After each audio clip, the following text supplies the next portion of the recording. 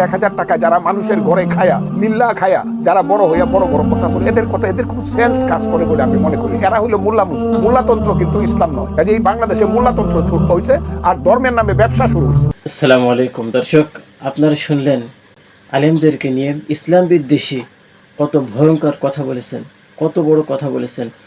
আপনি চিন্তা করতে পারেন বাংলাদেশে বসে এমন কথা বলতে পারে কোনো নাস্তিক? বাংলাদেশে বসে ইসলাম বিদ্বেষী এমন ভয়ঙ্কর কথা বলবেন ফজলুর রহমান, এটা আমরা কখনো কল্পনাও করি নাই।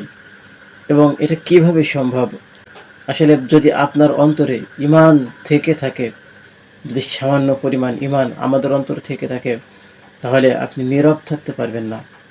কত বড় ভয়ঙ্কর কথা আলেমদেরকে নিয়ে, ইসলামকে নিয়ে বলেছে। তার এই কথার জবাবে আলেম সমাজ কি বললেন, কি উত্তর দিয়েছেন, চলুন আমরা এক এক করে সবার কথাগুলো শুনে আসি। আলেম সমাজের বিরুদ্ধে বিষোদ্গার, এটা লক্ষণ খারাপ। আলেম সমাজকে আপনি তাচ্ছিল্য করলেন, তুচ্ছ করলেন, তাদেরকে আপনি হেয় করলেন। কোনো ইমানদার কোনো আলেম সমাজের প্রতি বিষোদ্গার করতে পারে না। আলেমরা নবীদের ওয়ারিস। আলেমদের যে অবদান, সে অবদানের কারণে আপনি নিজে একজন সুসন্তান।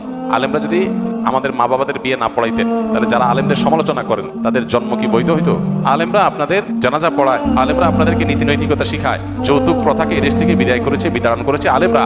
ফজু পাগলা, মাসুদ ভালো হয়ে গেছে, তুমি ভালো হয়ে যাও। কথা ঠিক না ঠিক যদি বলেন যে আওয়ামী লীগের জাহেলদেরকে রাজপথে আলেমরা ঝাঁপিয়ে পড়ে নিষিদ্ধ করতে সক্ষম হয়েছে, এরকম দুই একটা ফজু পাগলাকে সাইজ করা এই দেশের আলেমদের ওয়ান টুর ব্যাপার। কথা ঠিক না ঠিক যদি বলেন। সুতরাং ইসলামের বিরুদ্ধে যে বা যারাই কথা বলবে, সে কোন দলের নেতা, কার উপদেষ্টা দেখার সময় মুসলমানদের হাতে না, জুতা পিটা করে নামিয়ে ছাড়বে। এই ফজু পাগলা বলেছে আলেমদের নাকি জ্ঞান বুদ্ধি নাই, এই জন্য নাকি নারী কমিশনের বিরুদ্ধে কথাবার্তা বলছে। নাউজুবিল্লাহ। এই দেশে যদি আলেম ওলামা না থাকতো, তাহলে ফজু পাগলার গায়ে লুঙ্গি থাকতো না। সে আলেমদের ব্যাপারে বাজে কথাবার্তা বলছে। আমরা তাকে খুব স্পষ্ট ভাষায়, পরিষ্কার ভাষায় বার্তা দিয়ে দিতে চাই, আলেমদের নিয়ে বিষোদ্গার করার আগে পতিত স্বৈরাচারী শেখ হাসিনা এবং তাদের সাঙ্গ পাঙ্গদের ইতিহাস স্মরণ করেন। তারা গিয়েছে যেই পথে, এই ফজু পাগলা যাবে সেই পথে। জনাব ফজলুর রহমান সাহেব, আপনার মতো পলিটিশিয়ান বাংলাদেশের ইতিহাসে দ্বিতীয় জন খুঁজে পাওয়া দ্রোহ ব্যাপার। প্রথমে আপনি ছিলেন আওয়ামী লীগ, এরপরে কৃষক শ্রমিক লীগ, তারপরে স্বতন্ত্র লীগ, তারপরে আপনি বিএনপির কাঁধে সওয়ার হয়েছেন।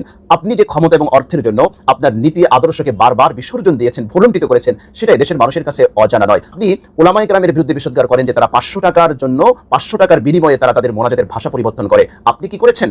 আপনি ক্ষমতার জন্য, অর্থের জন্য বারবার আপনার রাজনৈতিক আদর্শকে আপনি বিসর্জন দিয়েছেন। যে ব্যক্তির নীতি আদর্শ বলতে কিচ্ছু নাই, যে ব্যক্তি তার রাজনৈতিক পুরো ক্যারিয়ারটাকে বারবার পরিবর্তন করেছে, একবার এ ডালে গিয়েছে, একবার ও ডালে গিয়েছে, একবার এ গাছে গিয়েছে, একবার ও গাছে গিয়েছে, সেই ব্যক্তি যখন উলামায়ে কেরামকে যখন নীতি আদর্শের কথা শোনাতে আসে, তখন তো মনে হয় দূর থেকে ইবলিসও খিলখিল করে হাসে। আফসোস, ইয়া লাল আজাব, ইয়া লাল আজাব। আপনি উলামায়ে কেরামকে নীতি আদর্শের কথা বলেন, উলামায়ে কেরাম বারবার তার আদর্শকে সমুন্নত রাখার জন্য, ইসলামকে সমুন্নত রাখার জন্য সেই সুদীর্ঘ ইতিহাস দেখে আসুন, উলামায়ে কেরাম তাদের বুকের তপ্ত খুন ঢেলে দিয়েছে। সুতরাং আপনাকে উলামায়ে কেরামকে আপনার কাছ থেকে নীতি আদর্শ অন্তত শিখতে হবে না।